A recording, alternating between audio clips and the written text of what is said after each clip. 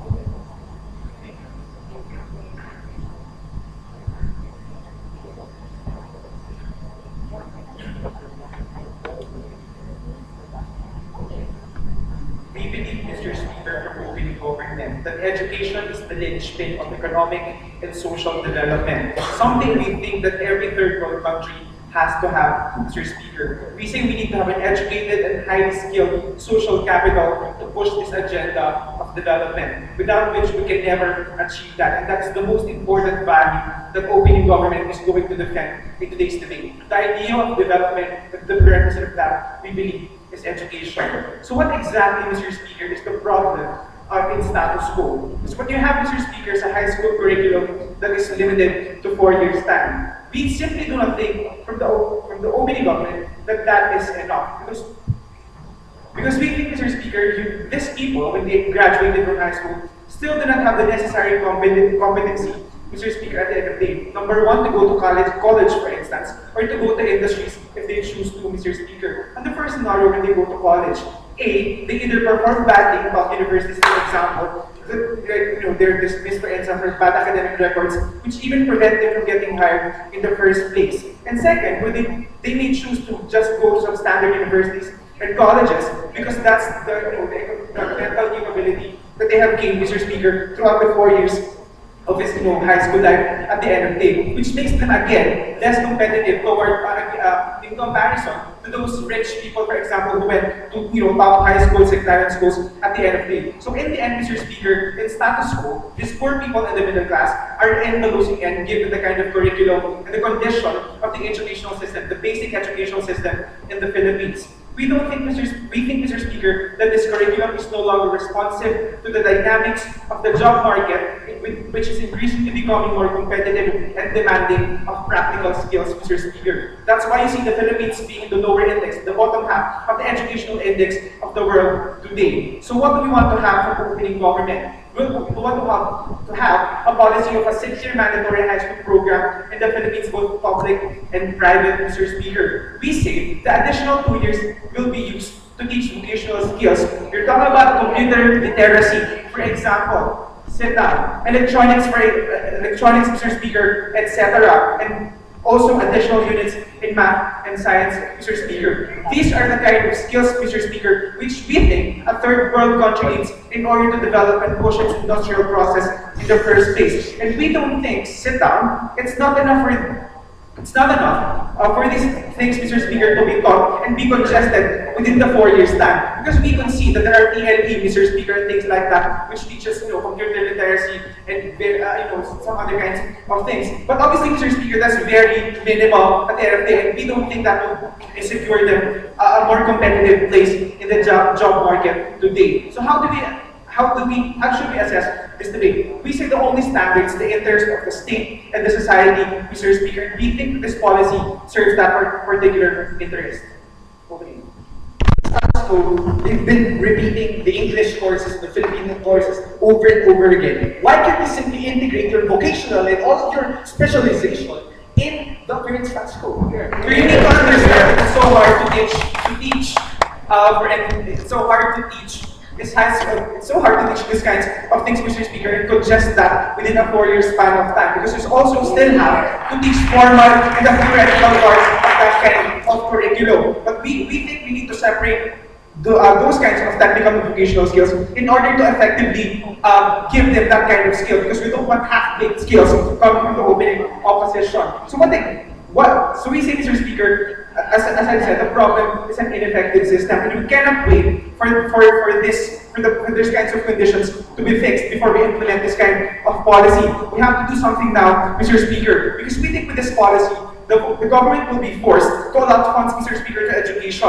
Because what we have right now, Mr. Speaker, is a lip service coming from our government. The fact, for example, that Noy had budget cuts and allocated much of those budgets to the military, Mr. Speaker. We don't think that's fair, because we're the only nation in Asia which has 10 years of education at this particular moment. The rest has 12 years, Mr. Speaker. And we say we can never go, Mr. Speaker, with that kind of competition at the end of the day. Because even if we master the 10 years, we will still lag behind, Mr. Speaker, because our neighbors are mastering the 12 years curriculum already.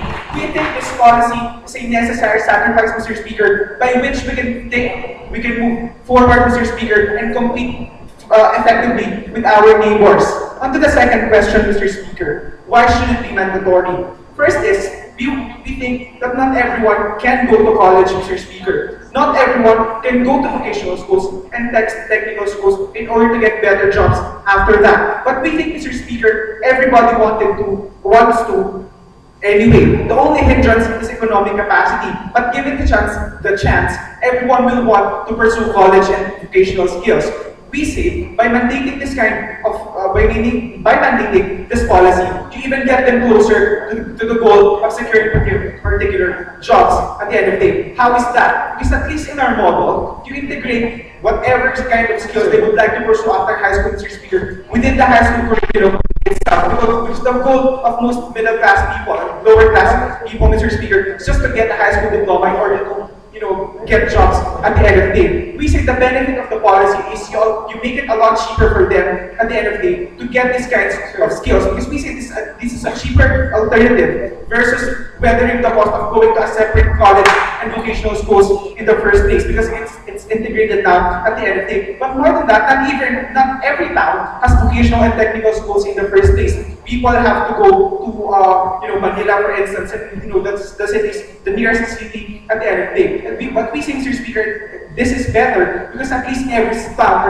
or certain rural areas, there will always be a high school there at the end of the day. And that's best serve the interests of those important areas anyway. But lastly, how do we best solve the job mismatch that we have in status quo? Because in third world countries, Mr. Speaker, the Philippines specifically, we're relying so much on and hoping so much for college graduates to fill in the kinds of needs we think that the Philippines need at the end of the day. But we say we have third world needs that are not properly responded to, because most college graduates, Mr. Speaker, are geared towards the professional side of the job market without really prioritizing and neglecting the value, Mr. Speaker, of manufacturing and certain kinds of industries, which we think, Mr. Speaker, will strengthen our competitive advantage towards these particular industries. We say, Mr. Speaker, we have to respond to the needs of the high school students, Mr. Speaker, in getting these kinds of skills, and we have to respond to the needs of our society, Mr. Speaker, in order to develop. We say, Mr. Speaker, that the state has the right to fully develop social capital, and the only way to go is this policy. Thank you.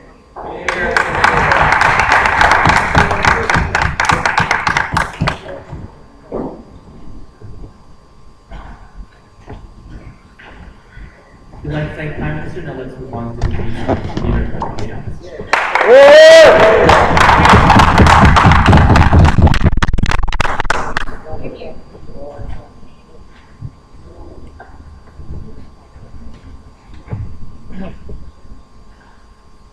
We don't care if the Noynoy administration will cut down on military spending.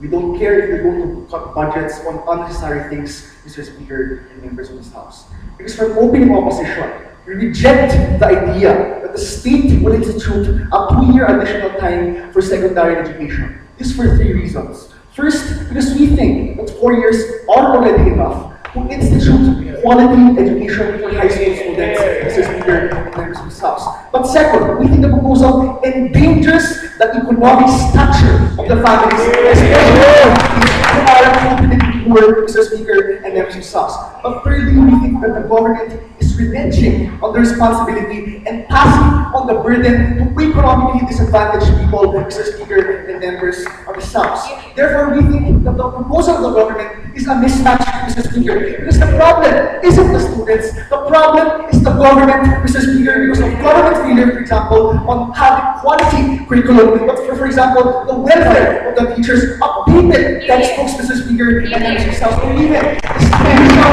of government services far-flung areas in the provinces, Mr. Speaker, and members of this House. But before that, let me rebut the flimsy argumentation coming from Mark and from UPLB. The first case he said, Mr. Speaker, and members of this House, well, let's have quality education, because we are going to have a vocational, an additional 2-year vocational specialization for these high school students, Mr. Speaker, and members of this House. First response, you can condense it, especially in private schools, which they said just have a lot of unnecessary subjects, Mr. Speaker, and members of this House. For example, journalism or accounting, Mr. Speaker. These are the things that we don't want in college, especially when you want to take this up, for example, in college, Mr. Speaker, and members of this House. But second proposal, but second response, Mr. Speaker, members of this House, we think that the government should inherently balance the responsibility of having quality education, Mr. Speaker, and trying to balance it with the current conditions of the Philippines, whose families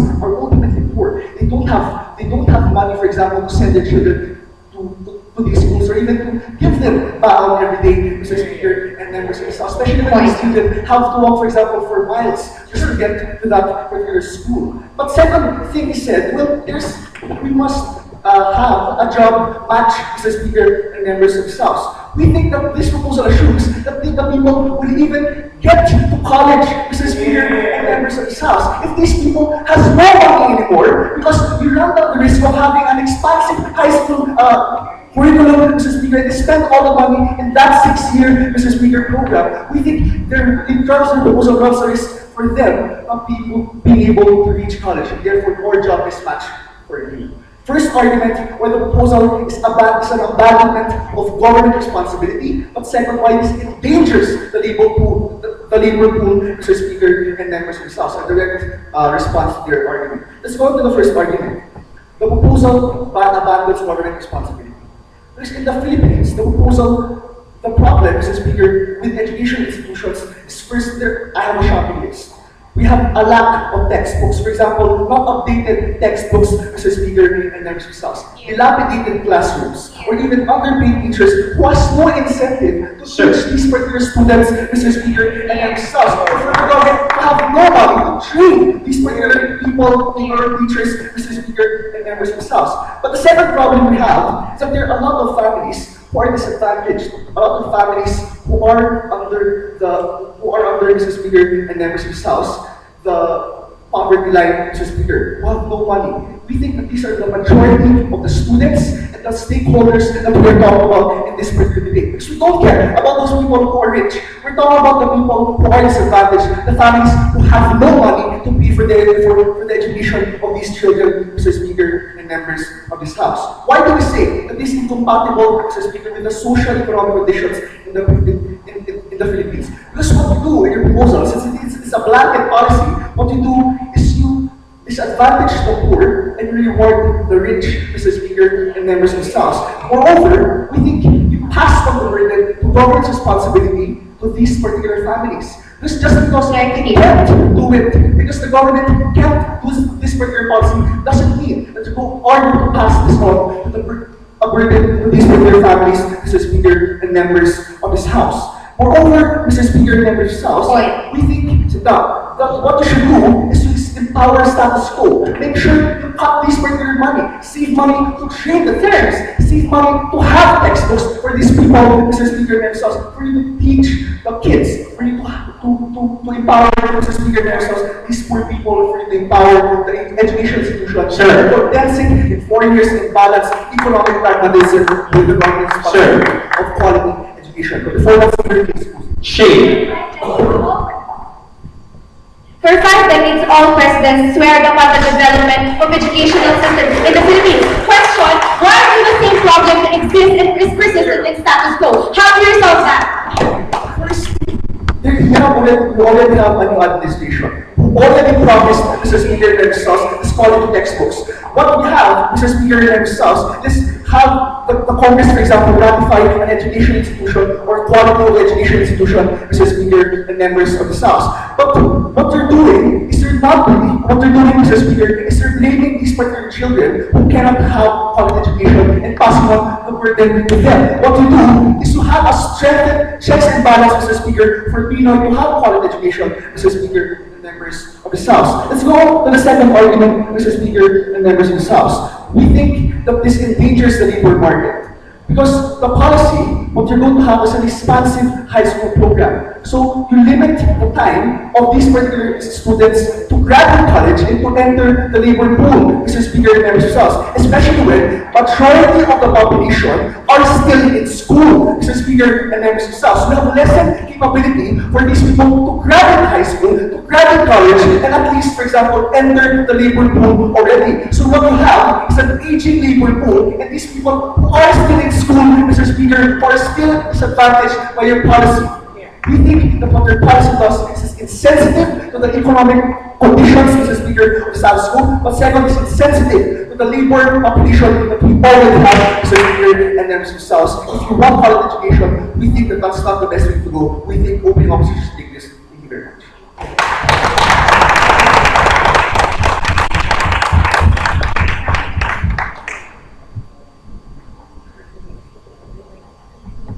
We'd like to thank Leader of the Opposition for his remarks. So let's move on to the case of Deputy Prime Minister.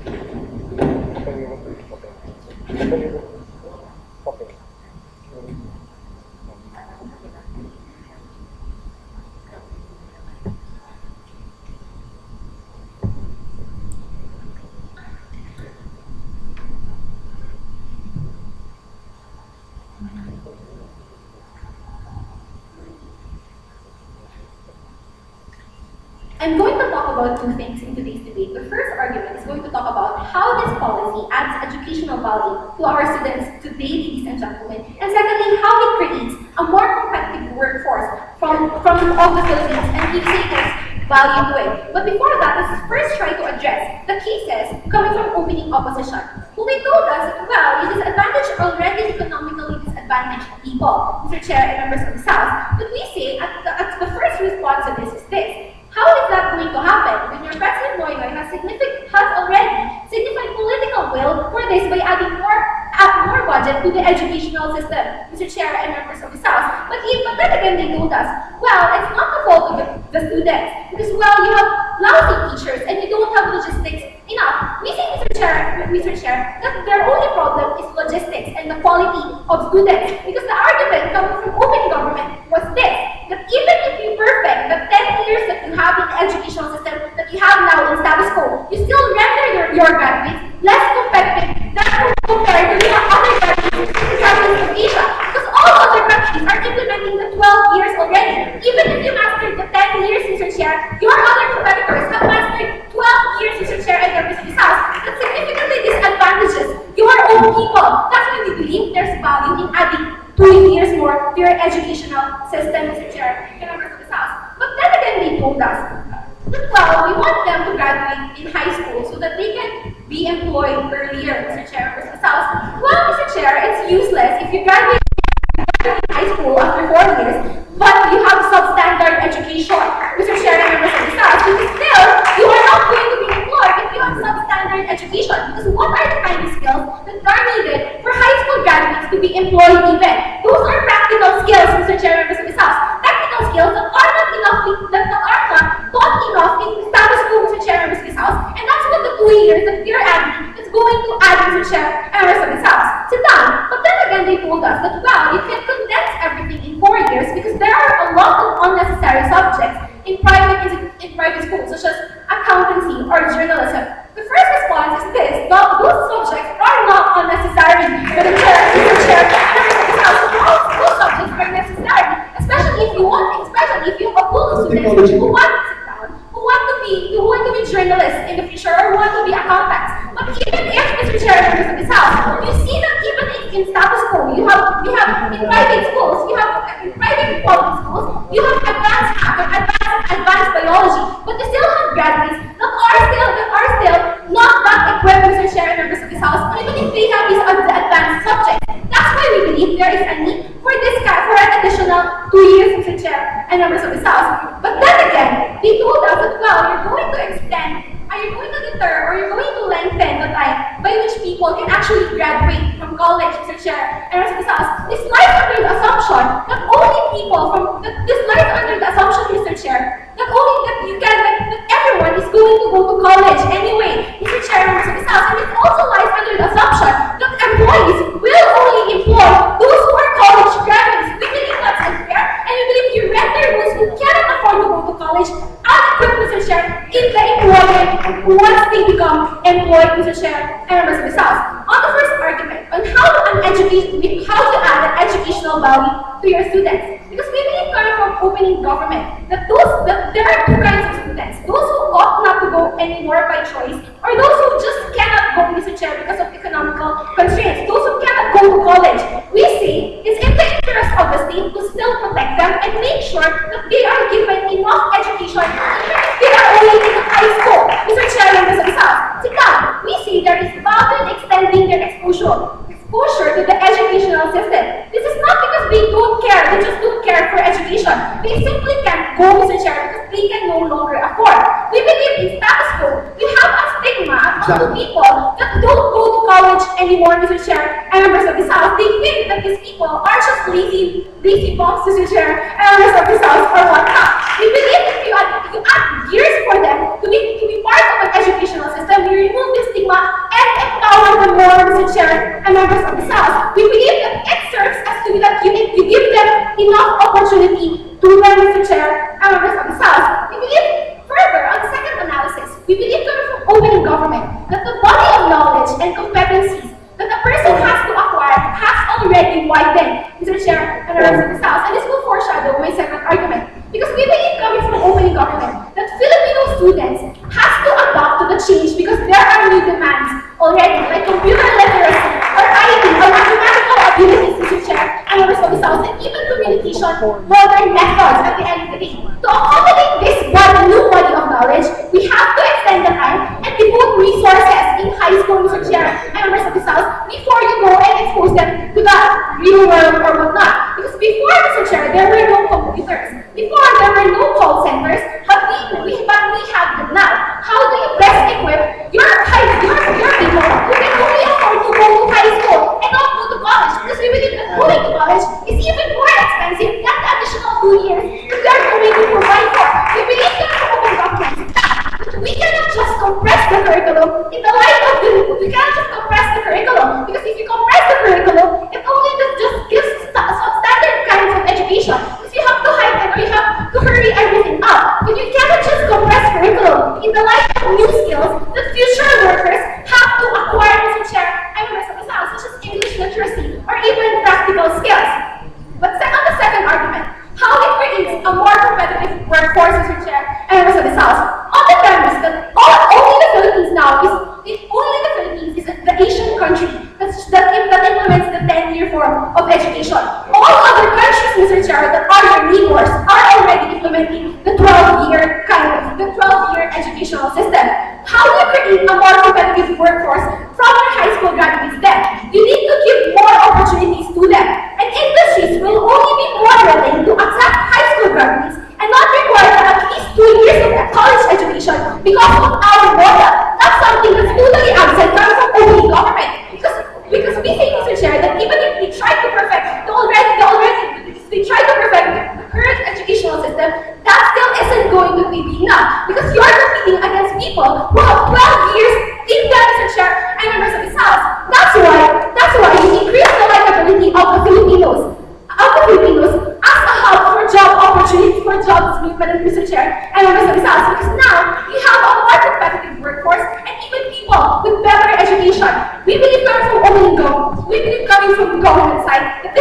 do we need to go if we want to have a better Philippines and then without imposed taxes?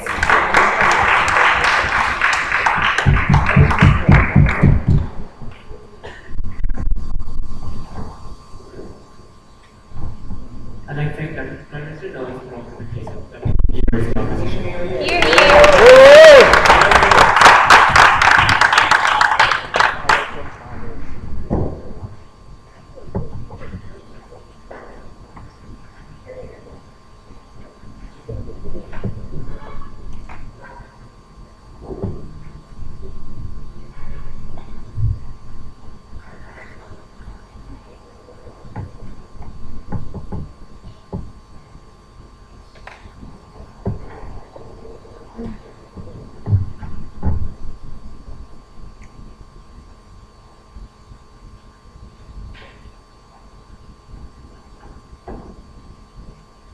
Ladies and gentlemen, if you're a student in college and you've been studying for 8 years already since you were 14, Jason told you.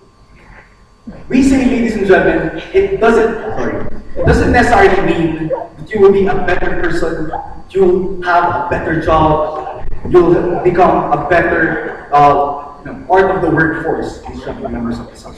Because the assumption coming from this side of the house is the number 6. That it could give you more, it could equip you better, ladies and gentlemen, members of this house. They said that it would equip you better, it's because they're adding specialization in 2 years' time. We say, is it really possible, is it just possible for you to simply equip them all for 2 years' time, ladies and members of this house? Can it be possible for you to use the unnecessary subjects, and I'm not just talking about accountancy and that of the other food technology, what have you. I'm talking about, ladies and gentlemen, home economics that teaches you to simply how to cook hot dog and fried rice. About electronics that teaches you how to make water heaters, ladies and members of this house. If you're a government and you are very strategic in allocating your funds, we say, ladies and gentlemen, that you can't use this particular proposal right here. Because it breeds complacency, ladies and members of this house, because you think the government is already enough. The government is already working just because, ladies and gentlemen, there's a 6-year period. In fact, I want to further question this. What are the subjects that we're going to put in a 6-year time? This status quo is already problematic. Then we think that you further damage status quo. You further make status quo problematic because you don't know what subjects that you will put in the 6 years. Talk about the additional 2 years. Ladies and gentlemen, members of this house. Second is the vocational specialization. First response is that they assume that they need it at that particular time. But second of all, we think that you're limiting their options because the government is telling you that this is what you need, that you have to become a call center before. You will be somebody else, Benjamin. It limits your fulfillment of yourself, Benjamin, and revolutionary house. That's how you're gonna end this debate in your lives. Sit down. But more importantly, Benjamin, the whole assumption of creating a more competitive workforce, Benjamin, we think that this is not mutually exclusive. Because just because you have 4 years as compared to 5 years doesn't mean that you'll breed a more competitive workforce. In fact, this is very insensitive in the current economic conditions of these families, Benjamin, members of this house. Can we achieve their proposal in this side of the house? Yes, because they have the choice to go to vocational courses. They have that choice, members of this house. So, we say that the argument of stigma is something that's weird, right? Because it's not mutually exclusive in the year's time, members of this house. Because if you don't have a job, then society will put its stigma on you, Mrs. Speaker, and members of this house. We think that the whole framing of government side is something that's problematic already. Sit down.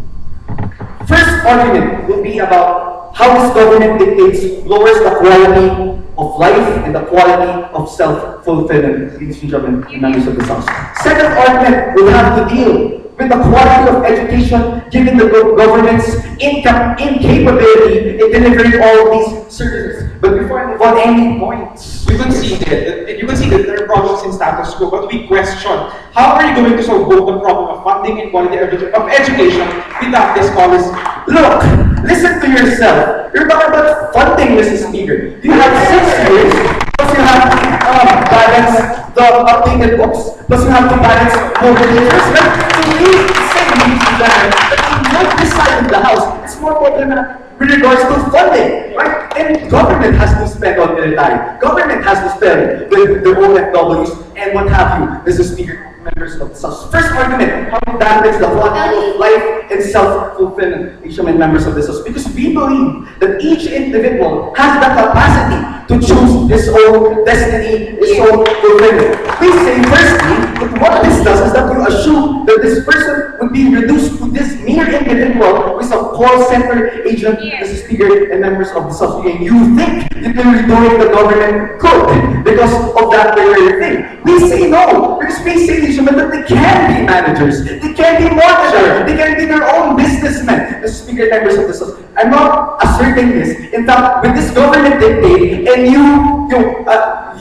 hypnotizing your students for 2 years, ladies and gentlemen, is something that's already problematic, Mr. Speaker and members of this House. Given that they can't choose which kind of jobs they will have in the future because of the constant bombardment that you have to be a call center agent, that you have to be this kind of person, Mr. Speaker and members of this House. So what is the problem in status quo? We say that the status quo creates that mismatch with the current problem, gentlemen and members of this House. Because the whole assumption of government side is that call centers are better. All of these things are better. Well, to some extent, it is. But we say that's just a short-term fulfillment, rather than long-term and sustainable benefits that these people will have. Mr. Speaker, we think that the government has a responsibility to cater to its citizens with regards to the expansion of the plethora of options, Mr. Speaker and members of this House. We say that this side of the House has a very tokenistic and cosmetic proposal, Mr. Speaker and members of this House.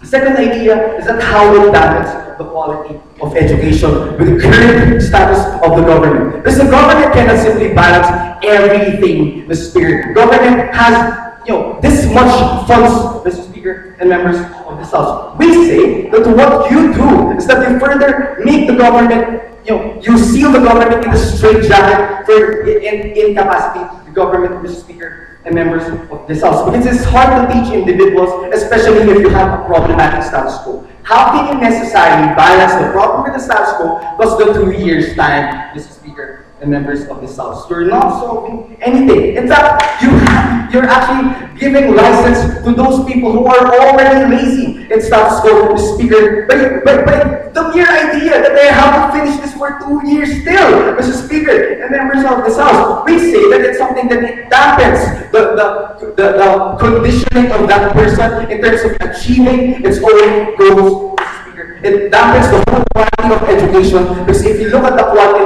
of education, these people shouldn't be burdened. We say that from this side of the House, they are burdened economically, they are burdened with the government's dictate, and we say that's why we will win this debate. Thank you very much.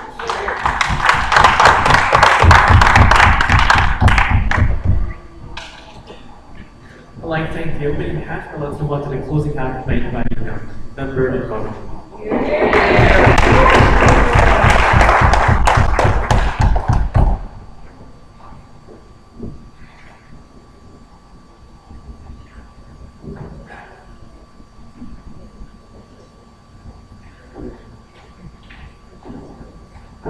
My elevation will be clear and simple. I'm going to be talking about the adjustment of educational reform to incentivize social behavior of individual families and how they will further value education as an individual family unit and why that's the most particular important thing to defend this debate. I have 4 rebuttals to make, but before that, allow me to concede that our policy is a big change. It's a shock value to the Philippines. That's the nature of new policies anyway. But we think if there's a greater value of trying to help these individuals, these teenagers for instance, to to make better decisions for their life in the future, we think that is a state principle that is good to defend. On the first rebuttal, because we think opening opposition has been stuck to the prepared case, we think on the first rebuttal on because it's expensive, because government will be burdened, we think it's also expensive to use cannonballs to fight, problematic NPAs, to build 2 basketballs per court in each barangay because we have misallocation of funds.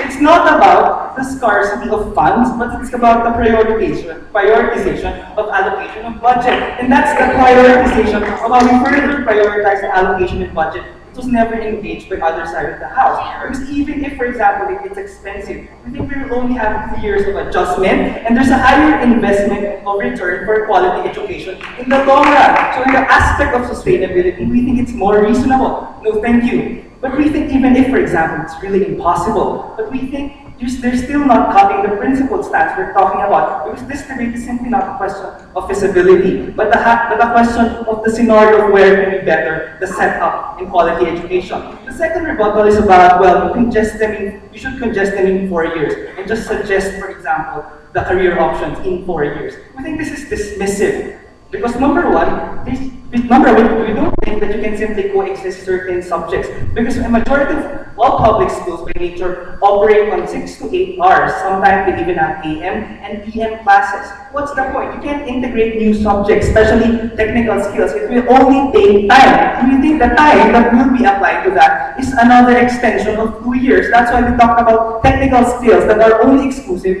upon the application of this policy. You simply dismiss that. Especially if it's important that you have to integrate it to high school education, where this is the most crucial part of their life that they're going to be deciding on career options. I don't think that that's enough, that they can easily decide from themselves. For example, if you give them career orientation, they have to experience it in 2 more years. If ever I'm meant to be a culinary artist, you can't simply belittle that particular job. That's why you love your restaurants.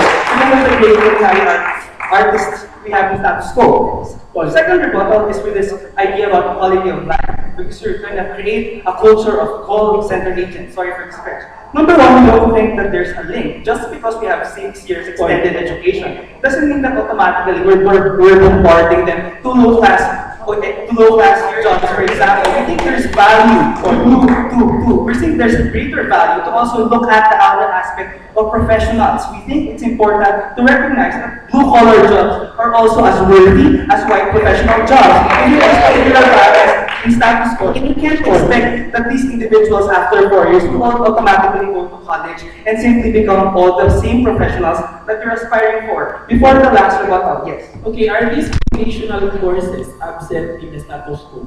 Yes, they are, because it's not a quality. Yes, they are, obviously. We're talking about, for example, PHSA, who only specialize in the art. But we think majority of public high schools, we have problematic individuals who can't simply even know what exact career do I really want to take. Do I want to be an engineer? Do I want to be a pilot? Probably I need some technical subjects for me to directly experience these things and finally determine if I can make that particular choice. The state is not giving me this particular choice, and I think the state is oppressive of me because it's not giving me that available option that can only be exclusive on another subject that will be exclusive on another 45-minute subject in 2 years' time. We think it's important that this particular experience is the opening reference point of that individual. If I ever feel that I'm really a good culinary artist, then that's the time I'll go to college, go to CSB and be a culinary artist. We think that's an exclusive value on our side that just simply dismissed. But before that, yes. Why can't the fourth choice not happen if you don't have an extended 2 years, but second, this isn't a prepared case? Because the most important thing that we're defending is the idea of experience, something that is not exclusive to your side. You can't simply experience, for example, studying technical skills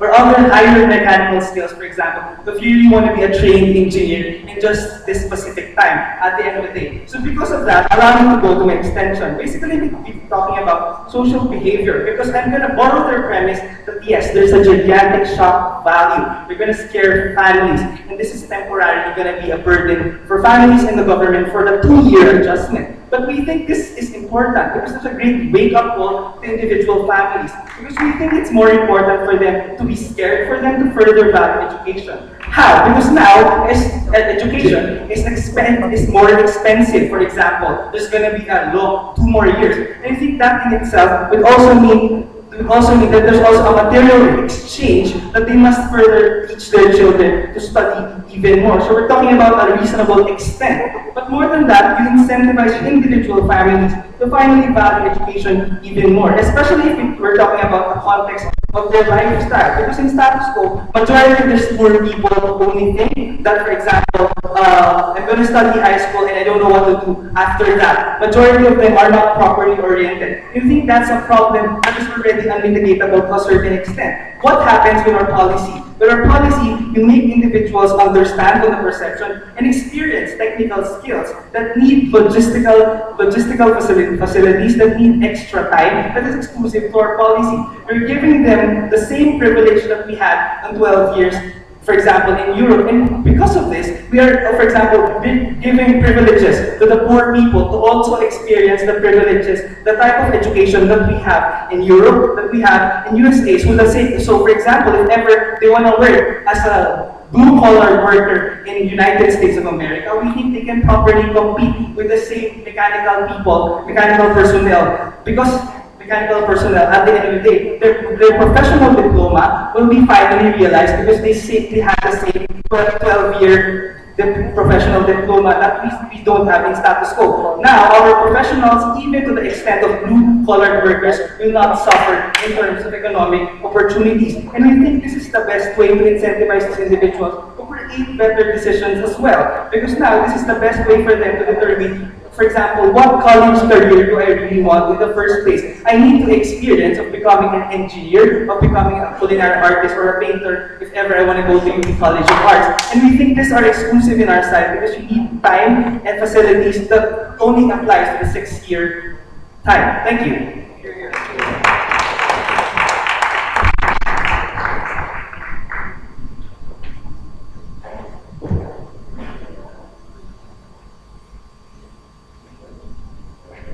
We'd like to thank members of government. Now let's move on to the member of the opposition.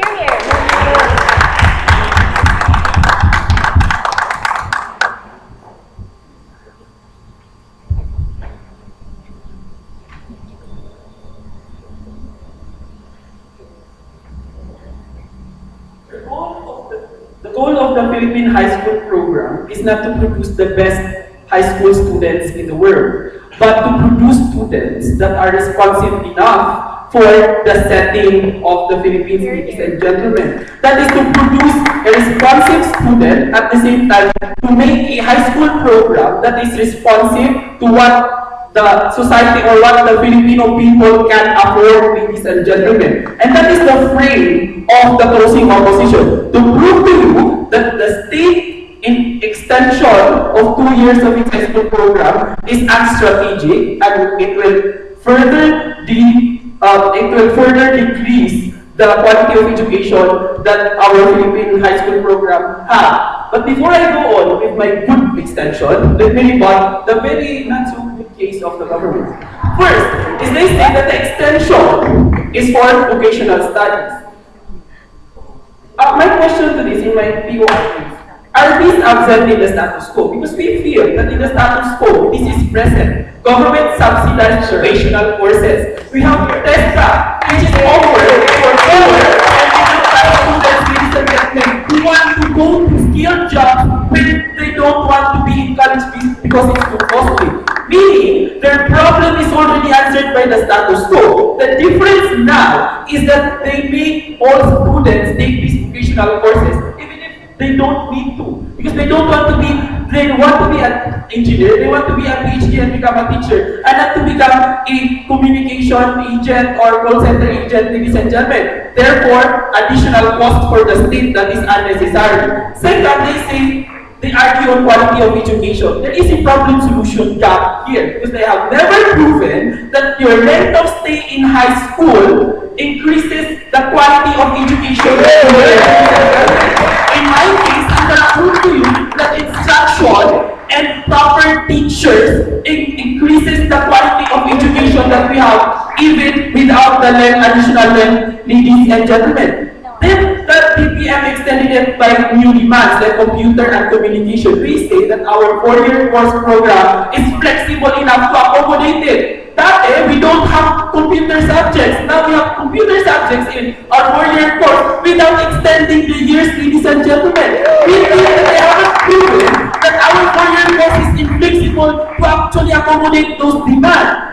Furthermore, the weird closing government extended it by saying that families will value education even more. Let's be realistic in the Philippine setting. Families like lower class and middle class, goal is to finish school and graduate, and to have the return of investment to how they spend in school, ladies and gentlemen. It is a discouragement because you make them stay in school even more, spend even more, ladies and gentlemen. So they say, we no longer value education because it's too costly and you can't afford it. First argument, Sir? these are the facts, that the state capacity to extend is infeasible. That the Philippine Department of Education is one of the world's most financially burdened and incapacitated institution in the world. Its lack of resources from the government to fund it. We are having budget deficits every year, ladies and gentlemen.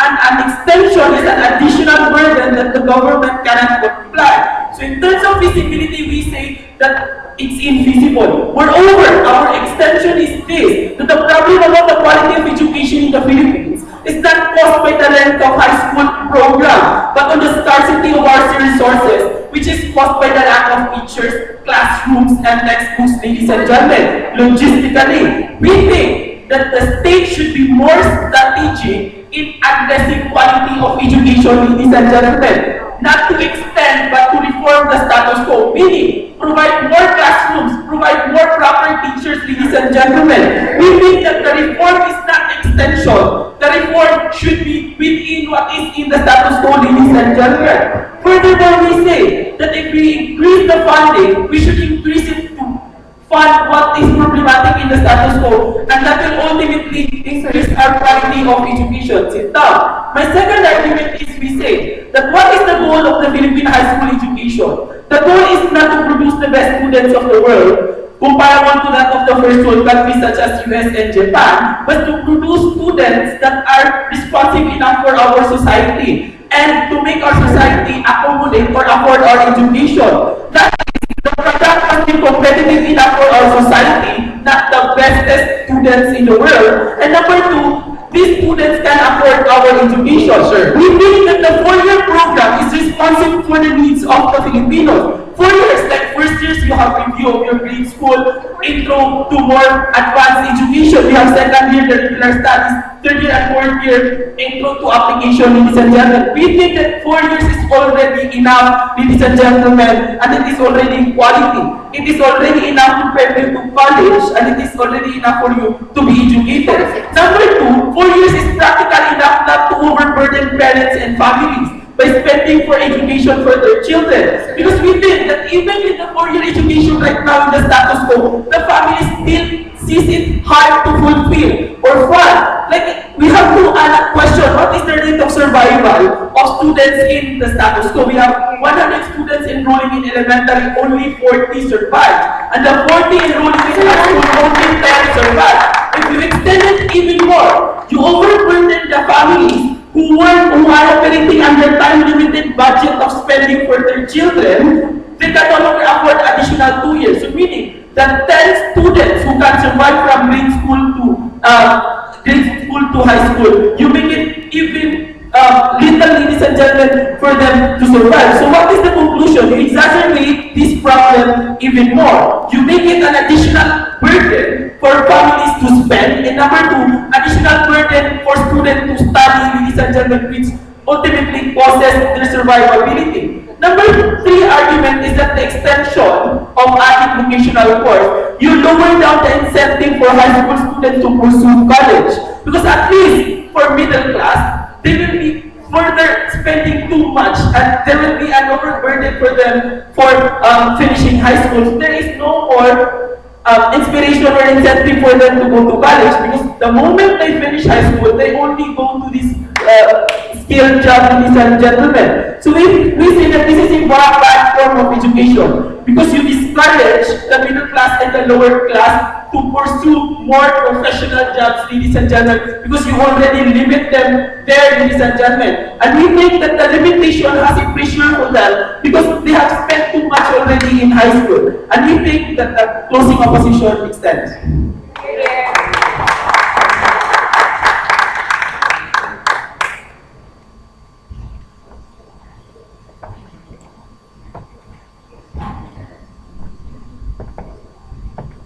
I'd like to thank member of opposition for what's called a government bill.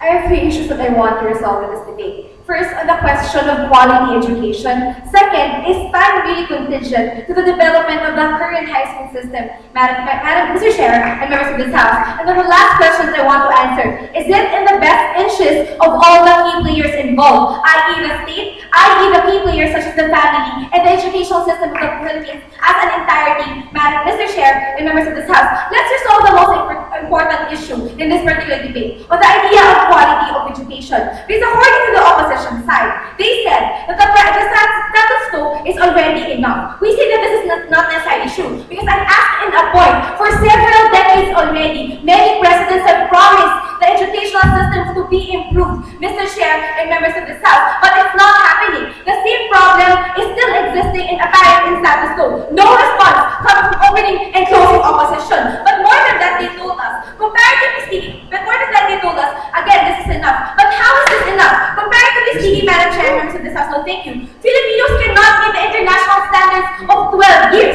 There was no response coming from opposition side, Mr. Chair and members of this House. But the fresh analysis is this. That's why, for example, even our college students, if they want to go internationally, Mr. Chair and members of this House, if they want to go abroad, they still have to go to school there to complete the 2-year requirement, Madam Chair and members of this House, to finally meet the international standards of 12 years. Why is it harmful? Because it's more costly, it's more expensive compared to the educational system that we have in the Philippines. So if you have an additional 2 years for the 4-year curriculum in high school, you're adding a more incentive, more impetus for these particular individuals and students to stay in the Philippines, pursue their studies here, Madam Chair and members of this House, and there's no additional burden of financial constraints, something that again was dismissed by the entire opposition side. But what's the most important case, and the mutually exclusive case coming from closing government? Jake talked about the idea of experiential learning, Mr. Chair and members of this House, on the idea that, for example, Mr. Chair and members of this House, on the perception of the families and certain individuals on the idea of the educational system of the Philippines, Mr. Chair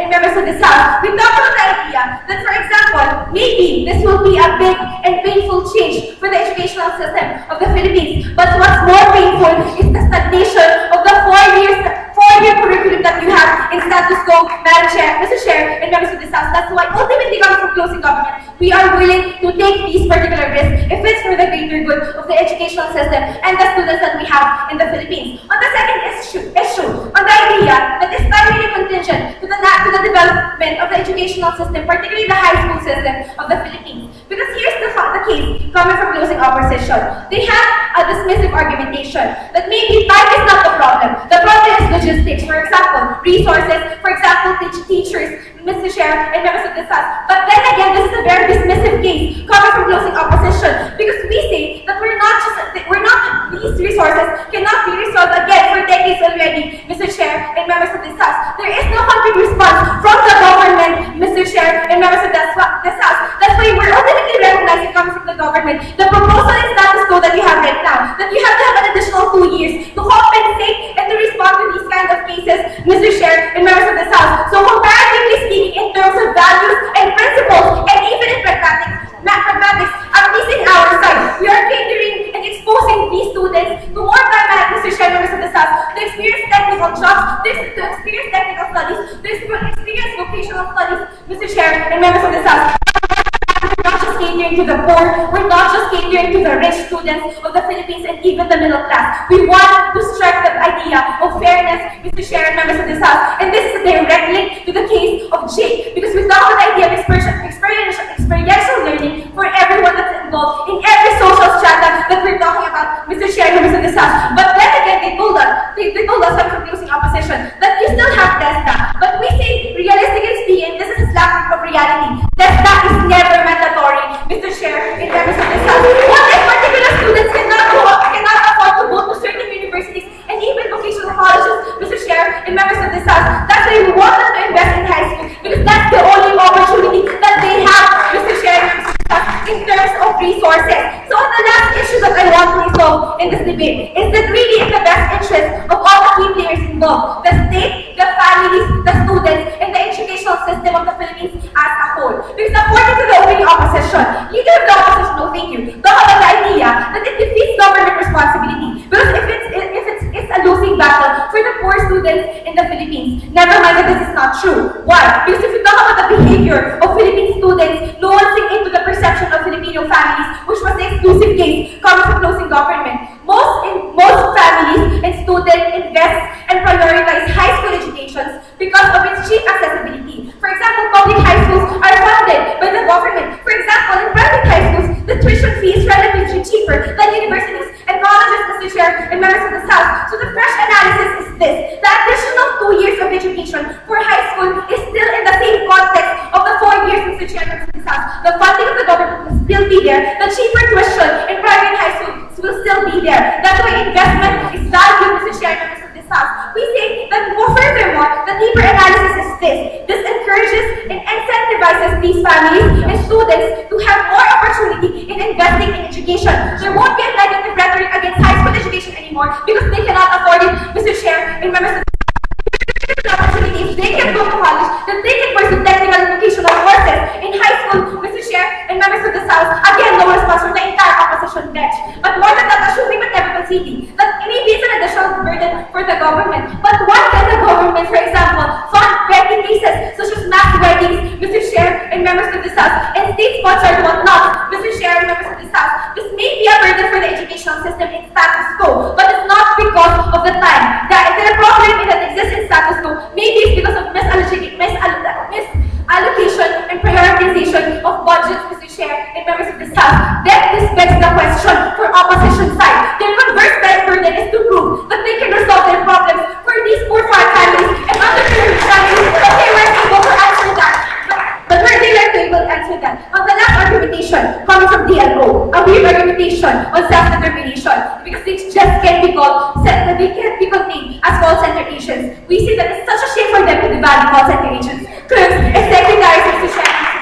If you want to cater to underprivileged families, you have to recognize that this is the only opportunity that they have. And for example, maybe call centers, call center agents, and secretaries are in demand right now. We see that it's their prerogative to go for these jobs. They cannot think that they can't go there, Mr. Chair, and members of the South. You have to respect everyone. You have to respect the financial and social capability of everyone. Now, given these three issues and rebuttals, UPLB will surely get the union count.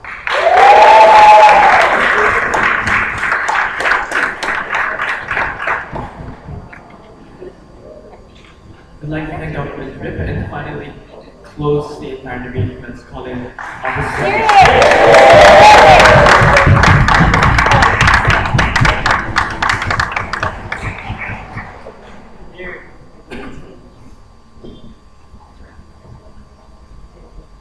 Ladies and gentlemen, Mr. Speaker, the Philippine education is burdened with the responsibility of providing quality education, while at the same time also trying to balance and remain true to its developmental and civic needs that it serves. We say that a 6-year extension undermines this because the best parts of high school education are lost under their model. At the same time, the worst parts are heightened, Mr. Speaker. This leads into a classic situation when we are privileging quantity over quality. We say this leads further to a situation where students and families are never made to actualize the very purpose of why they got their education in the first place. This choice is made for them, this is reserved for them.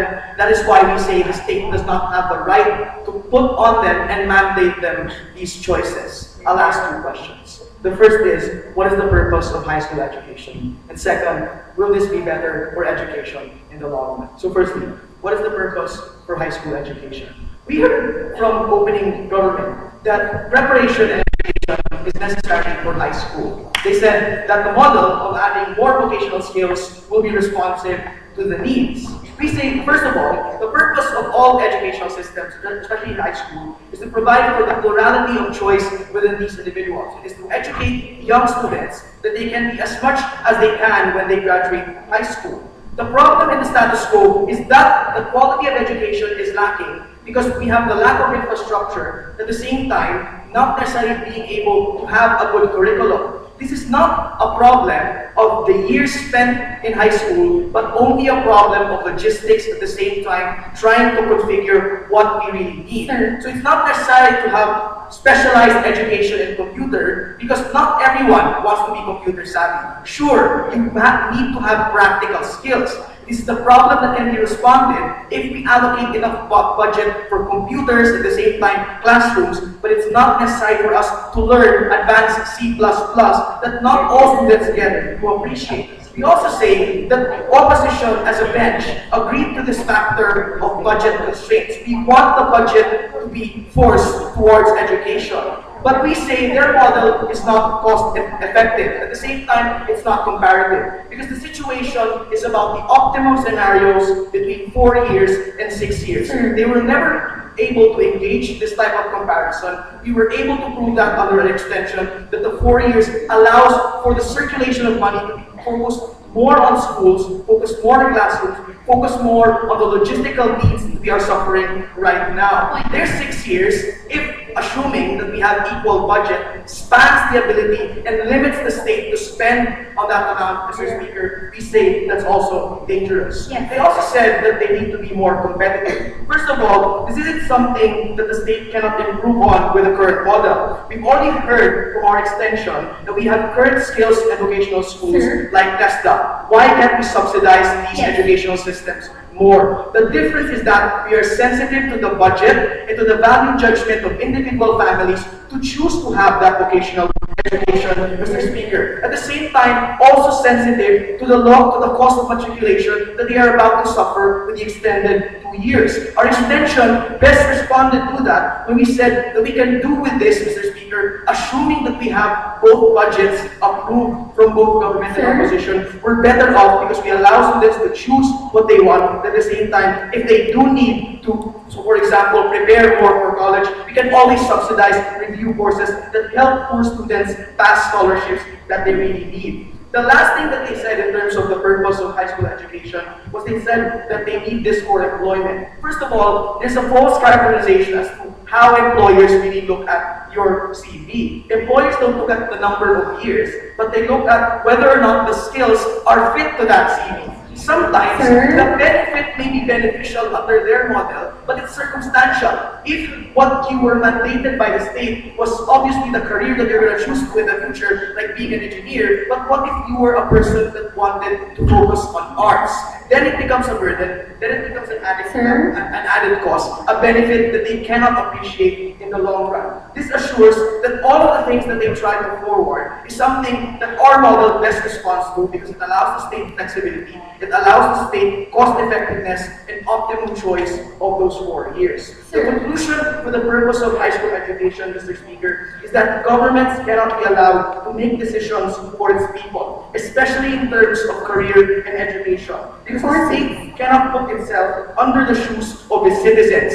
Citizens have a limitless opportunity and a definition of what they want to be in the future. Their proposal denies that ability to self-actualize, denies that ability to choose, to be cost-effective, to be necessary in terms, and even pragmatic in the educational level. Yes.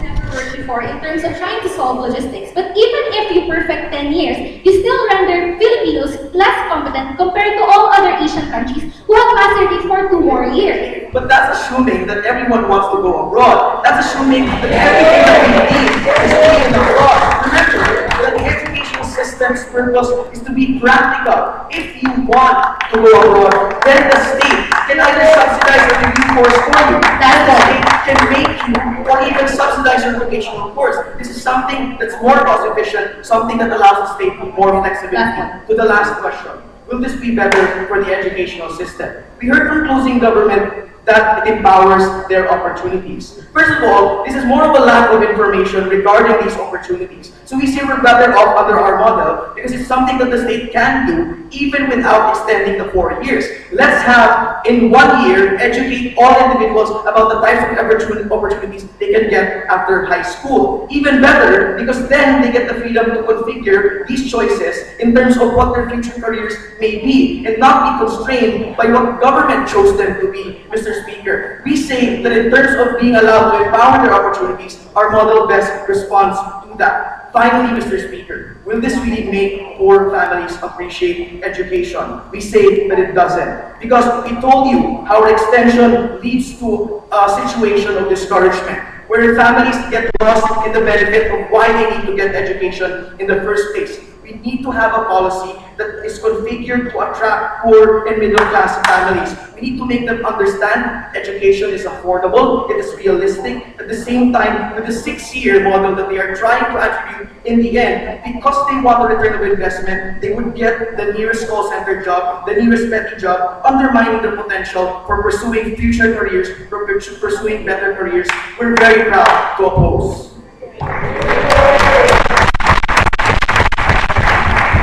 I'd like to thank the Officer Whip. Please cross the House. Thank you.